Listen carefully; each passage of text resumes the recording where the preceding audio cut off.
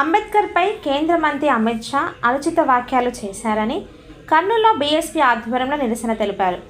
BSP Andhra Pradesh రాష్ట్ర coordinator retired IPS అధికారి పూర్ణచంద్రరావు ముఖ్య అతిథిగా పాల్గొని అంబేద్కర్ విగ్రహానికి పూలమాలలు వేసి నిరసన తెలిపారు.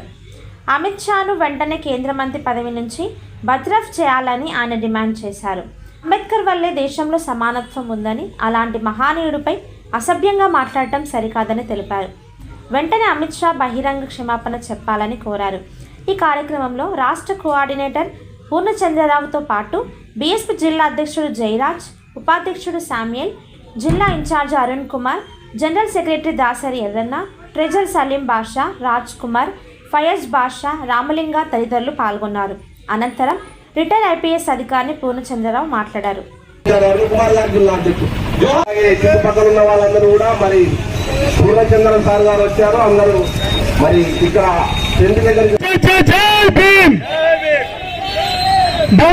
అణగారిన వర్గాలకి, బీసీలకి, ఎస్సీలకి, ఎస్టీలకి, మైనారిటీలకి ప్రతి ఒక్కరికి వారి వారి హక్కులు ఎవరికి అంబేద్కర్ ఒక్కరే.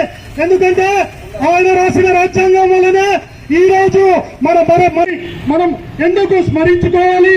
ఆయన వ్యక్తి ఒక శక్తి.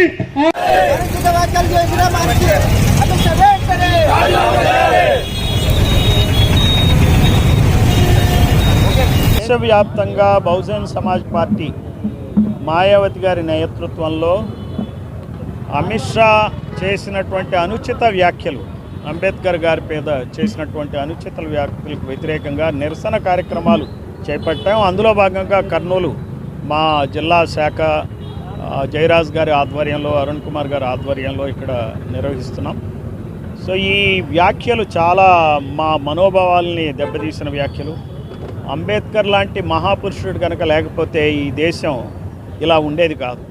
ఈ దేశం సమైక్యంగా ఉంది, ఇంకా శాంతి భద్రతలు ఉన్నాయి, ఎటువంటి సివిల్ వార్ లేకుండా ఈ దేశం సాగుతుంది అని అంటే అంబేద్కర్ మహనీయుడి యొక్క సేవలే కారణం, ఆయన మరి విజనే కారణం, ఆయన రూపొందించిన కాన్స్టిట్యూషనల్ ప్రొవిజన్సే కారణం.